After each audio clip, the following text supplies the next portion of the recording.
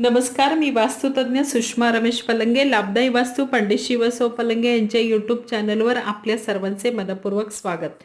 श्रावण महिन्यामध्ये आपण वेगवेगळे व्रत वैकल्य करत असतो. त्याचं कारण म्हणजे आपल्या वास्तूमध्ये सुख, शांती, समाधान, ऐश्वर्य लाभण्यासाठी, आपल्या सर्व इच्छा मनोकामना पूर्ण होण्यासाठी आणि महत्त्वाचं म्हणजे लक्ष्मी आपल्या घरात कायम स्थिर राहण्यासाठी आपण हे व्रत वैकल्य करत असतो.